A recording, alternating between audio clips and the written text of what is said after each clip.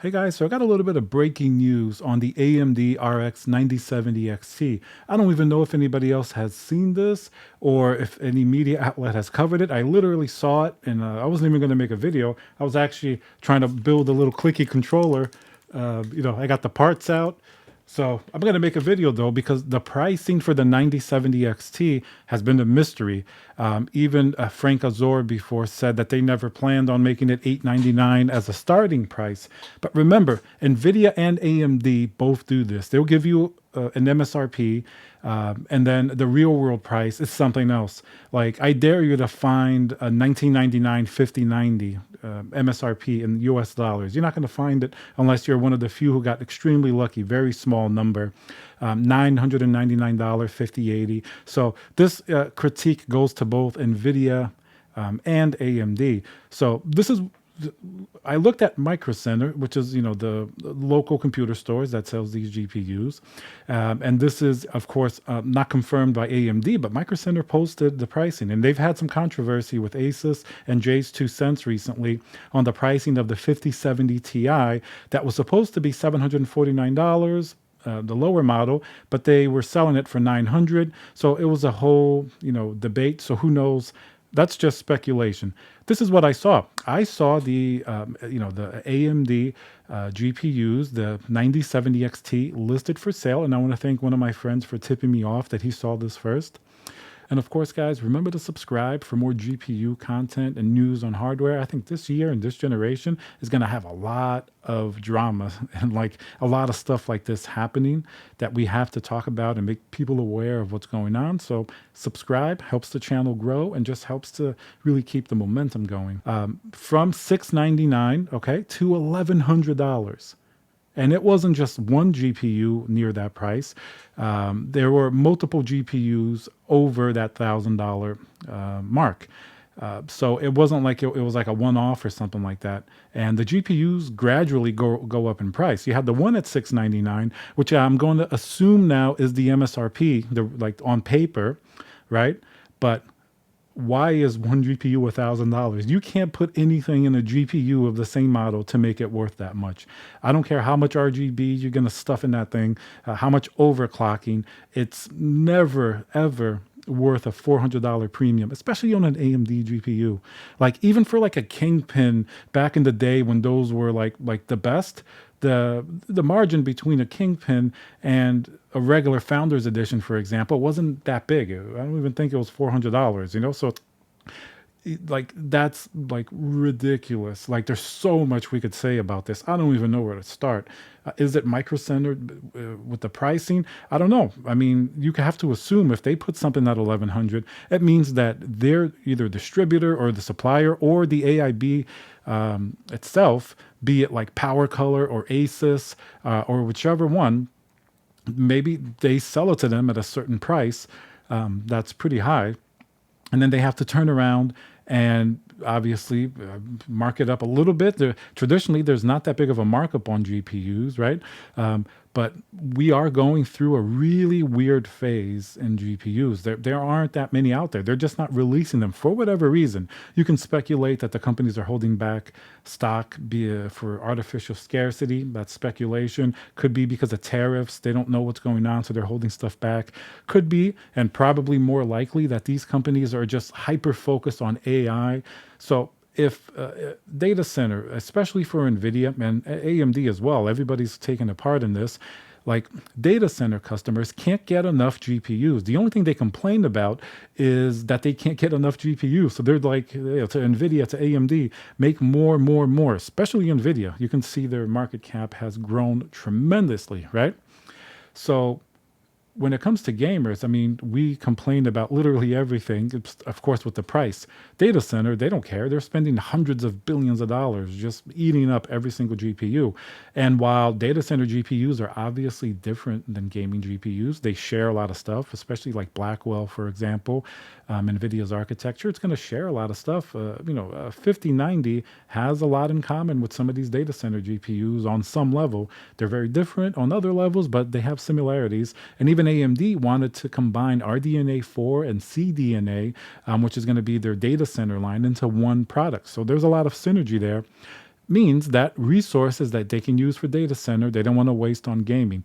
So maybe that explains some of it. I mean, there's no real demand out there, right? Like, let's say when we had these really bad shortages, what was the problem? We had cryptocurrency mining. So you would have, individuals and, small companies want to buy a bunch of 3090s, for example. They would buy 100 3090s because they could set it up in their mining farm and make money immediately, right?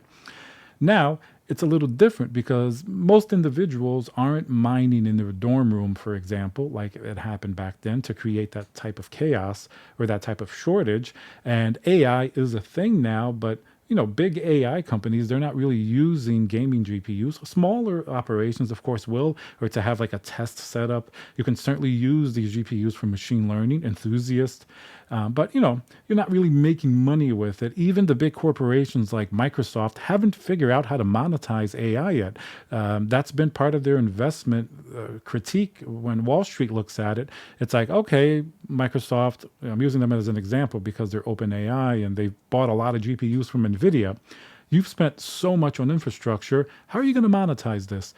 Even Apple Intelligence, which I can be somewhat of an Apple fan. I like using their products. Apple Intelligence is really non-existent. It hasn't really.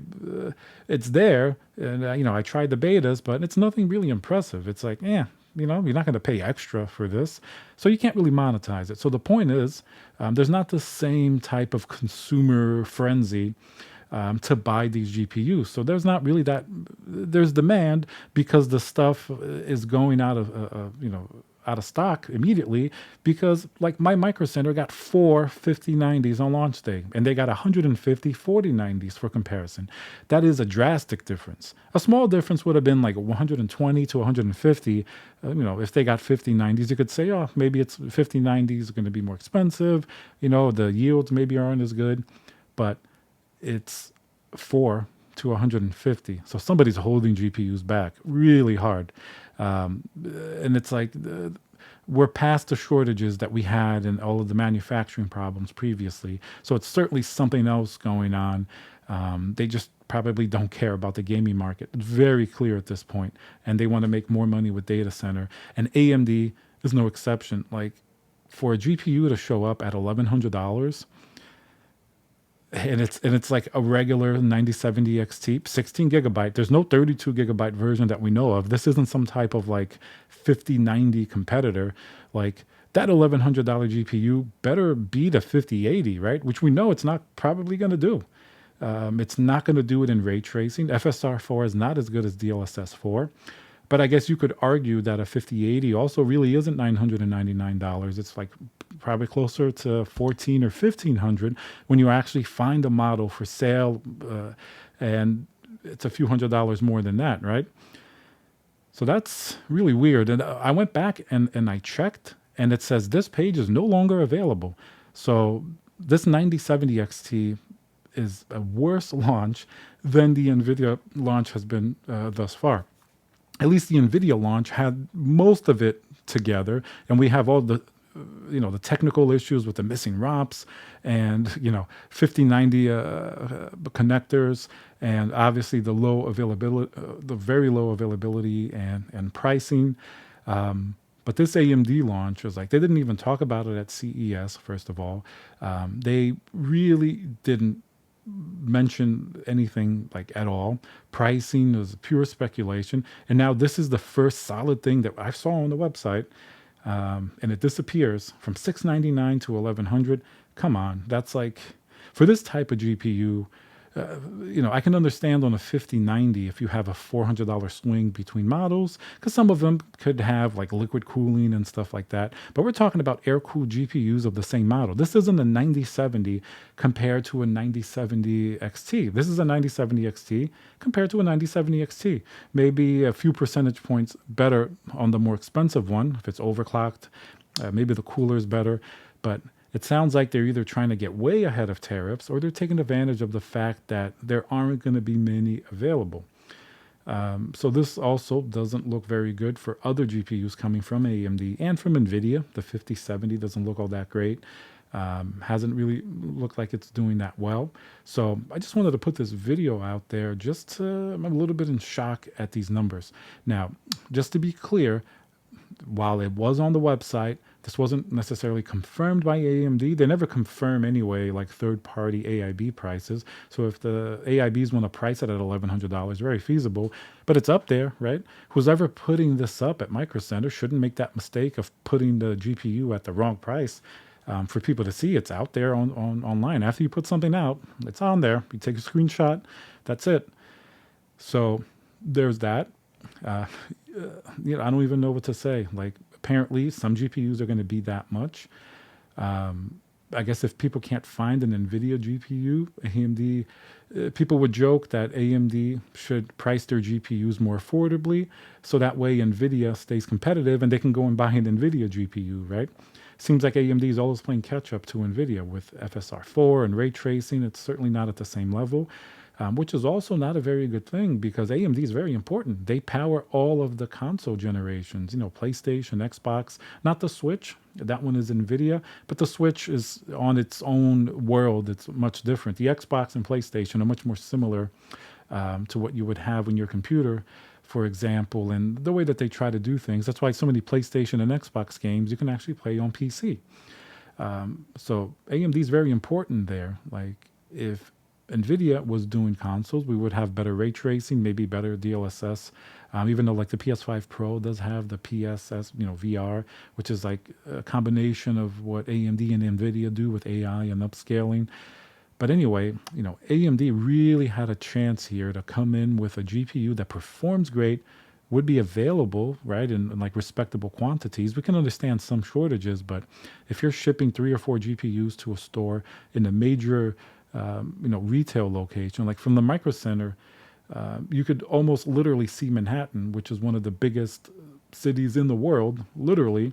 And then you're going to have, what, 4 5090s there? Even the poor Wall Street guys won't be able to make it in time to get it. Maybe 1 or 2 will. What about the other ones that are right in Manhattan? So, like, what are we talking about here? This is a worst GPU launch in general from both AMD and NVIDIA. It's lucky that Intel has kind of stayed out of this for the most part because it would just add to the disaster.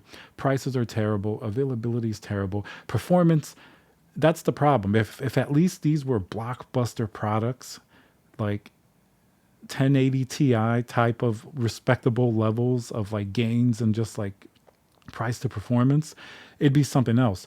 But the performance isn't that great. The 5080 can't even beat a 4090, which is embarrassing. I don't think the 5070 even matches up to a 4070 Super in many respects, right?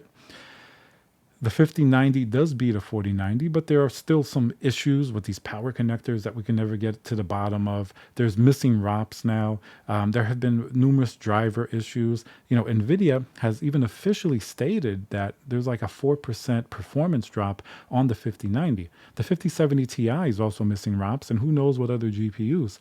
So performance-wise, it's been really, really, really bad as well. So every single front is bad. Somebody's not paying attention to gamers over there. That's really what it comes down to at the end of the day.